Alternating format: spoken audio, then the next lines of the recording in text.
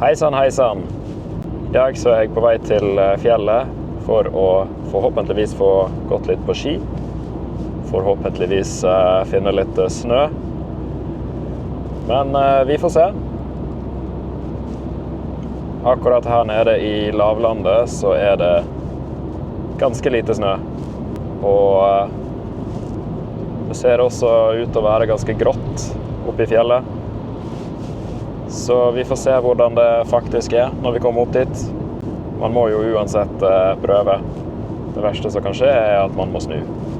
Og det beste som kan skje er at man får en fin dag på ski likevel. Selv om værmeldingen kanskje i utgangspunktet er litt rufsete. Det går ikke så veldig fort akkurat nå. Jeg står fast bak masse trailere.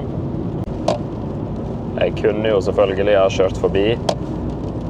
Akkurat her ser vi at det er et forbikjøringsfelt.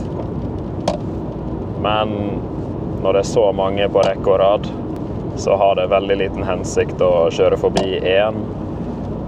For da står du uansett bare fast bak neste lastebil.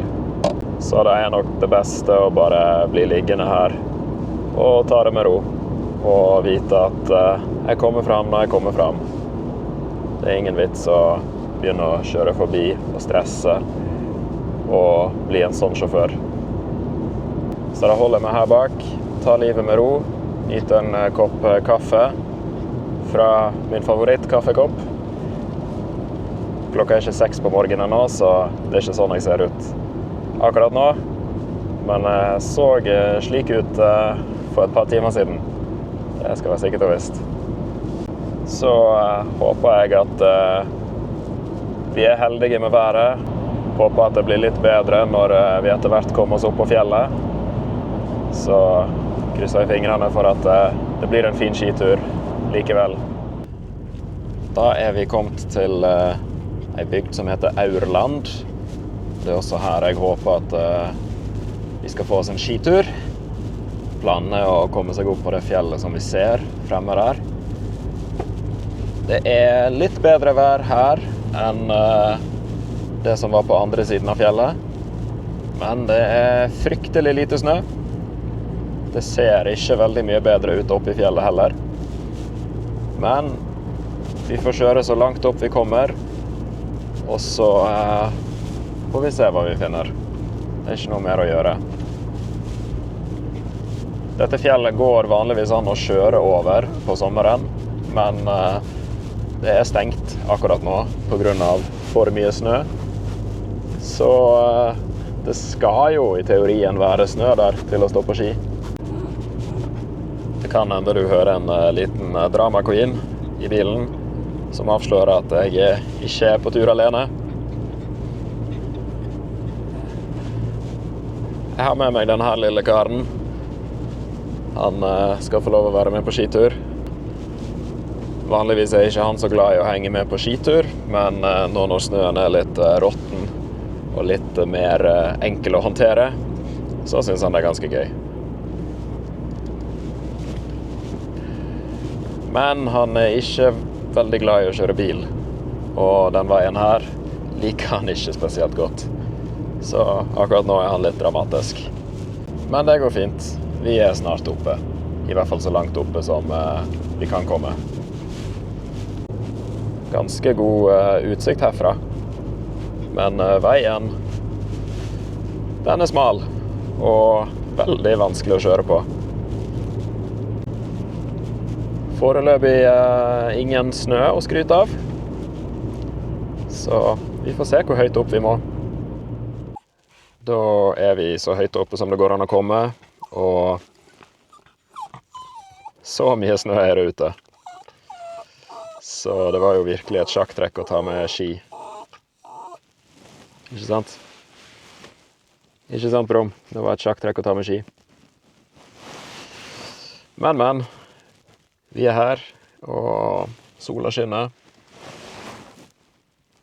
Nesten i hvert fall. Så vi får ta oss og gå oss en liten tur i det minste. Brom er litt utålmodig, så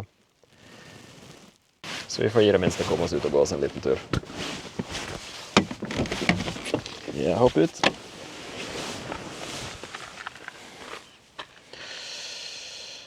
Det som er fint er jo at veien er stengt, så vi kan jo i det minste la Brum få gå fritt.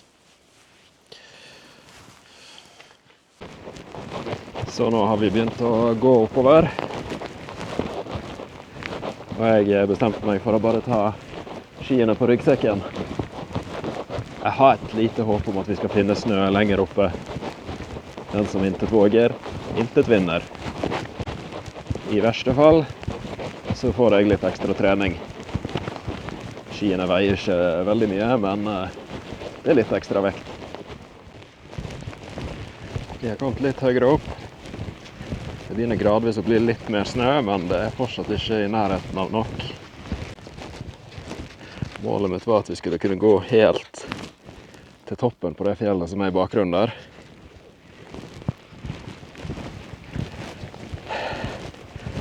Men det fjellet er noen kilometer, det er noen kilometer å gå. Jeg ser jo at det er mye snø der, men jeg kan ikke gå helt til foten av det fjellet til fots. Det vil ta alt for lang tid.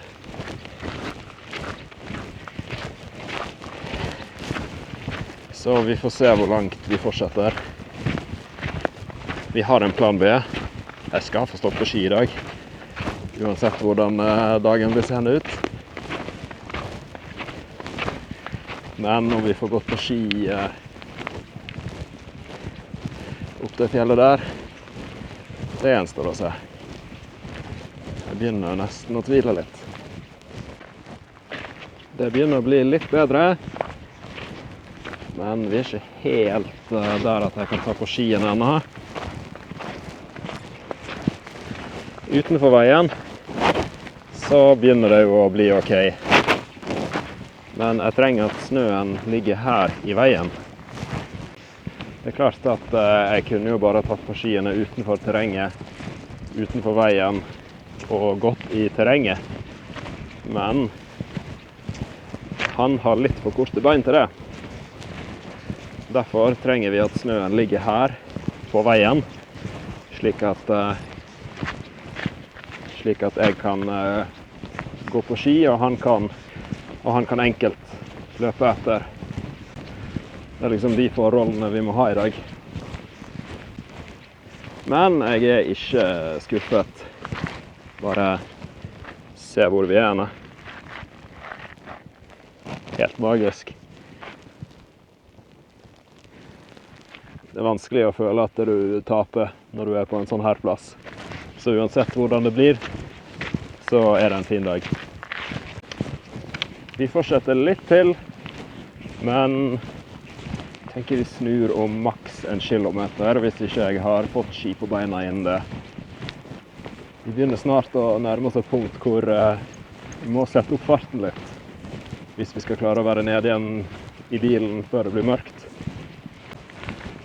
Så det er litt kritisk at jeg snart får ski på beina, eller så må vi gi opp og gå ned igjen. Brum har i hvert fall tidenes beste dag. Så lenge han er glad, så er jeg også glad. Der borte har vi den siste bommen. Og det er egentlig der det er litt make or break. Så vi får gå bort og se. Neimen, se på det, Brum! Snø! Veien er dekt i snø. Det var jo akkurat det vi håpet på. At vi skulle kunne spenne på oss skiene her oppe. Vi er litt bak skjema, men jeg tenker at vi tar på oss skiene og går så langt vi kjenner at vi kan gå før vi må snu. Er det gøy med snø, Brum? Er det gøy med snø? Jeg tror du har tidenes beste dag, jeg.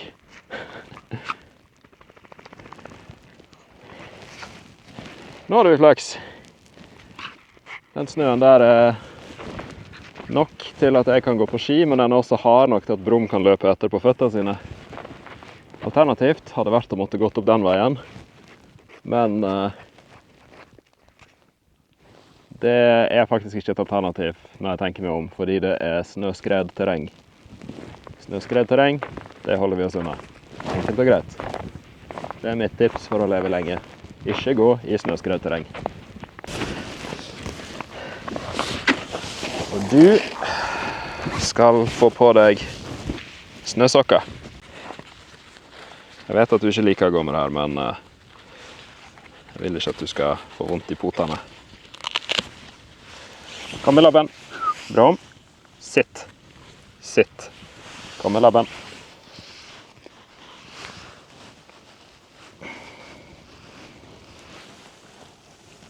Flink.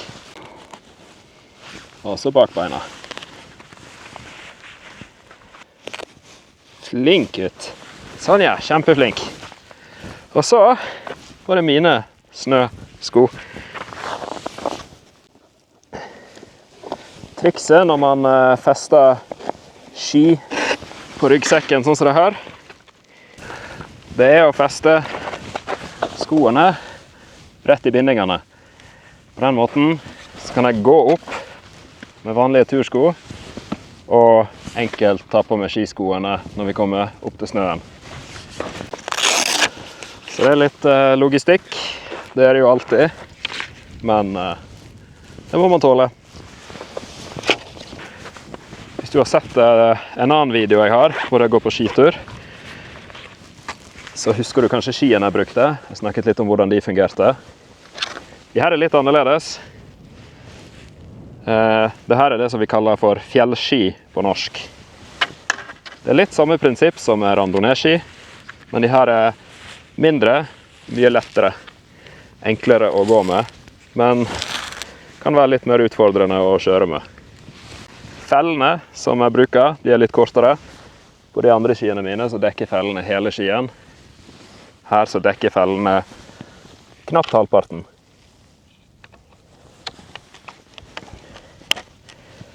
Fjellski er mer orientert mot gåing. Men de har stålkant, de har innsving, så man kan bruke de til å også kjøre nedover med. Dette er det som kalles Nordic Backcountry Skiing på engelsk. Det er en litt sånn nisjedisiplin, og jeg har ikke sett det veldig mange andre steder enn her i Norge. Jeg har ikke sett det i Frankrike eller Sveits for eksempel. Og skien som jeg bruker, det er en lokalprodusert ski fra merket som heter Åsnes. Det merket har tilhørighet på Voss, så skien er lokale.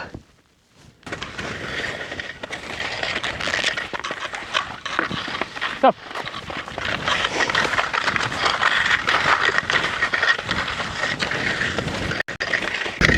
Da er vi endelig ordentlig i gang. Ski på beina, og brom i 100, og brom i 100. Brom er virkelig helt i 100, han elsker det her. Jeg tror han liker snø mer enn meg. Men jeg ser på klokka at vi får ikke gått så langt som vi ønsker. Men vi er her, det er en fin utsikt. Jeg er i godt selskap, så vi går så langt som vi gidder. Jeg skulle ikke trodd at han har gått ganske langt allerede i dag. Så mye energi som han har.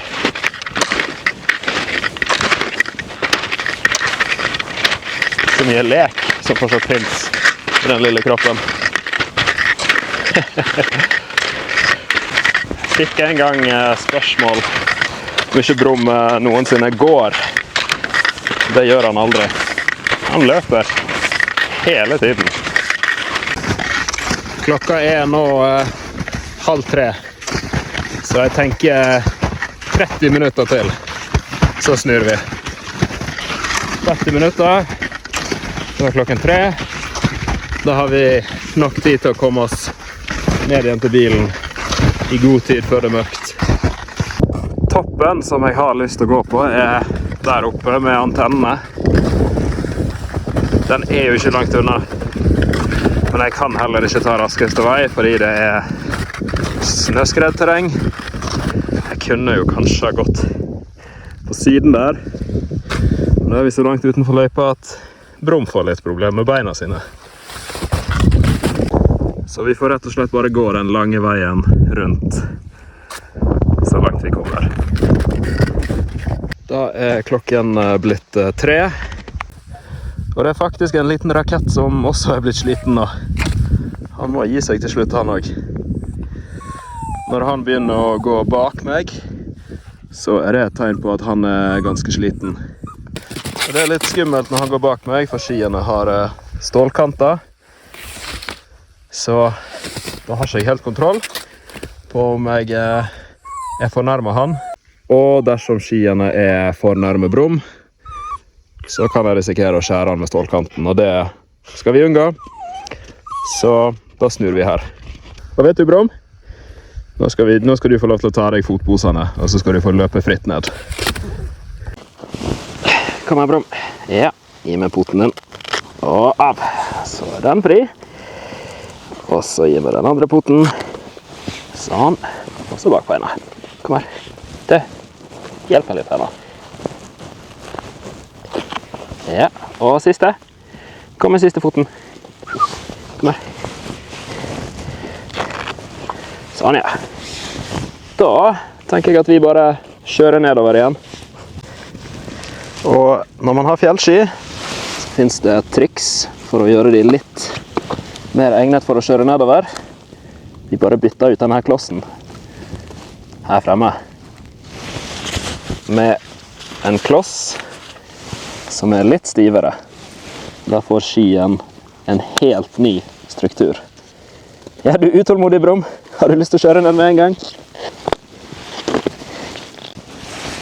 Så da har vi plutselig et par ganske gode nedoverski. Er du klar, Brom? Da kjører vi!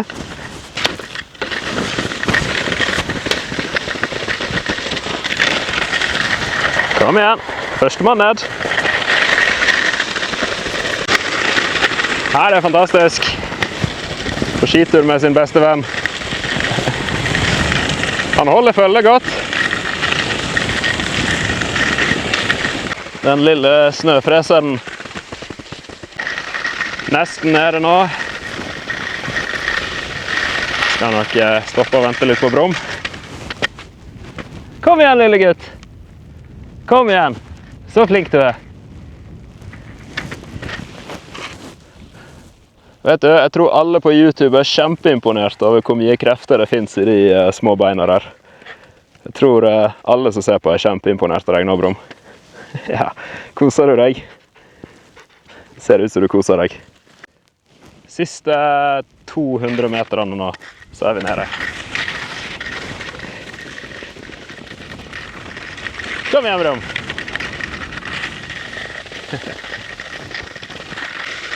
Det her er fantastisk.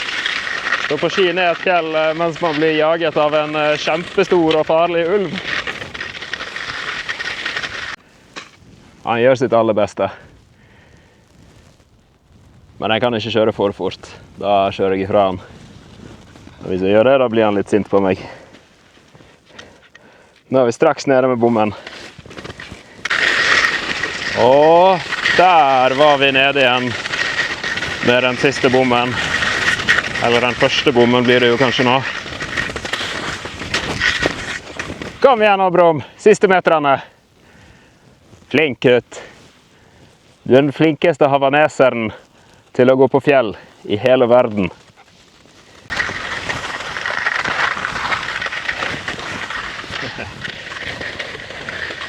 Flink gutt. Flink gutt. Å, så flink gutt. Da er vi klare til å gå ned igjen. Brom har nettopp fått seg litt middag, men han står fortsatt og tigger etter min mat. Sekken er pakket, så da er vi klare til å bære skiene ned igjen til bilen. Begynner du å fryse litt? Vi skal begynne å gå ned igjen nå. Vi er ferdige her oppe på denne gang. Da er vi nesten nede med bilen igjen, men vi skal ta en liten omvei inn til høyre her. Så skal jeg og Brom, vi skal vise frem det som er min desidert favorittutsikt i hele verden. tar bare 5 minutter ekstra å gå opp dit for oss. Så det skal vi klare, selv om Brum er litt sliten i beina. Mens vi går opp der, så kan jo du ta og klikke på subscribe hvis du ikke allerede har gjort det. Det er fortsatt slik at cirka halvparten av de som ser på de videoene her ikke har subscribet. Og som jeg sa i forrige video, dersom du har sett på helt til nå, så er det åpenbart at dette er den type videoer du vil ha i feeden din. Trykk på subscribe, så går du ikke glipp av neste video. Og du hjelper også kanalen min å vokse betydelig. Og du har tid til å trykke på subscribe mens jeg og Brum er på vei opp hit for å vise det som jeg tror kan være verdens fineste utsikt. Skiene og ryggsekken, stavene, de lar jeg bare ligge her, for vi skal ikke gå så langt. Kom, Brum! Kom. Jeg tror det rette ordet er postkortlandskap.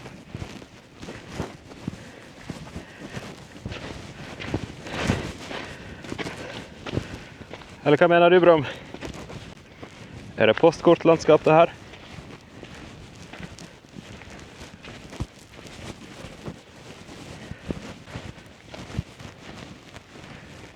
Det her er en utsikt som jeg aldri blir lei av. Sjekk det der. Synes du det er fin utsikt? Eller bryr du deg ikke? Du er kanskje bare glad for å være utendørs, du. Uansett hvor jeg drar den i verden, ingenting kan måle seg med det der, synes jeg. Der har vi Aurlandsfjorden. Oppe til venstre der har vi Nærøyfjorden, som står på UNESCO sin verdensarvliste. Og ut til høyre, bak det fjellet der, så har vi Sognefjorden, som er verdens lengste fjord. Og også der jeg jobber til vanligvis. Der oppe så har vi det fjellet som heter Prest. Det er ganske fint å gå på. Utsikten er naturligvis minst like spektakulær der oppe fra. Det er ganske bratt opp dit, så dersom man skal gå opp dit, så må man ha veldig gode sko, og man bør helst være vant med å gå litt i fjell. Prest er også ganske nydelig å fly ifra.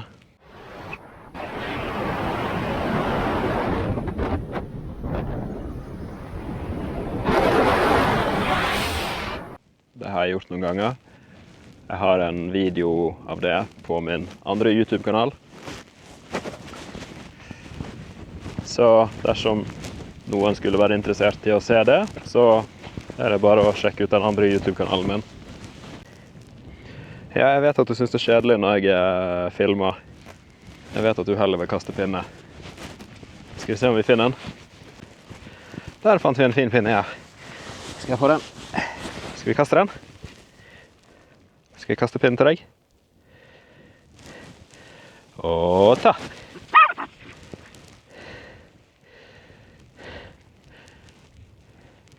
Kom igjen, ta pinnen. Flink gutt. Flink. Det der er årsaken til at jeg ikke kan ta med Brum utenfor terrenget. Han er ikke så flink i snø med de korte beina. Men han gjør så godt han kan. Det skal han ha. Dette er et av mine desidert favorittsteder i hele verden. Så akkurat nå skal jeg skru av kameraet litt. Bare leke litt med Brum. Være litt til stede. Men skru det på igjen når jeg kommer ned til fjorden. Da er vi kommet ned til fjorden. Og det fortsetter litt sol. Men solen er på vei bak fjellet. Brum har fått tilbake litt energi. Han tok seg en liten lur i bilen. Og jeg har bestemt meg for å spise middag ute i dag. Og oppe på den lokale kaféen så sto det norsk raspeball på menyen. Så da tok jeg en porsjon som takeaway. Og har bestemt meg for å spise middag med denne utsikten. Sammen med en god kompis. Du får dessverre ikke raspeball, men jeg har noe annet godt til deg. Vær så god. Vær så god.